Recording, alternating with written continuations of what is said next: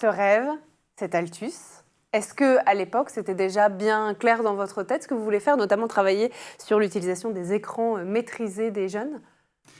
En fait, ce qui se passe à la base, c'est qu'on ne sait pas vraiment où aller. Et on se dit que pour créer une école, avant de recréer la roue, il faut se renseigner sur ce qui existe. Donc on regarde du côté de Pisa, on voit la Corée du Sud, la Finlande, le Canada, qu'est-ce qui se passe, quelles sont les bonnes façons d'apprendre. Et on se dit, avant de créer un établissement, enfin une école, on va plutôt essayer de créer des outils pour les enseignants. Et on essaie de rassembler des enseignants. Donc on crée un exerciceur, on regarde ce qui se fait déjà dans la high-tech, quelles sont les meilleures choses à faire, qu'est-ce qu'on peut proposer.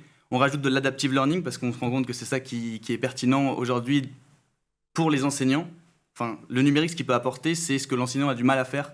Donc devant 30 élèves, c'est de proposer des devoirs différenciés. Donc adaptive learning avec la ZPD, avec Leitner.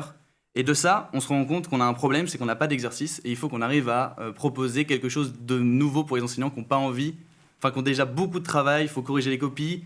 Il n'y a pas beaucoup d'écoute des parents, ils ne sont pas très respectés par le système. Donc, rajouter comme ça du travail, ça ne les intéresse pas. Mais si on apporte quelque chose de nouveau, ça peut leur plaire. Ils nous demandent donc de créer des exercices. Et ça arrive au moment de la sortie de ChatGPT avec OpenAI.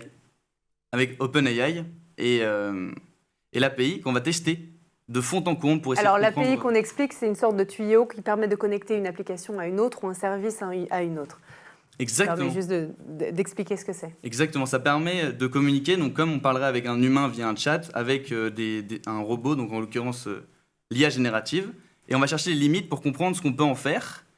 À partir de ça, on travaille avec un cabinet d'avocats pour récupérer des données, pour essayer d'avoir quelque chose de qualité, pour créer tout un programme. On génère 300 000 exercices qu'on va proposer à nos enseignants sur une première plateforme qui s'appelle Codidae, qui est à l'origine d'Altus par la suite.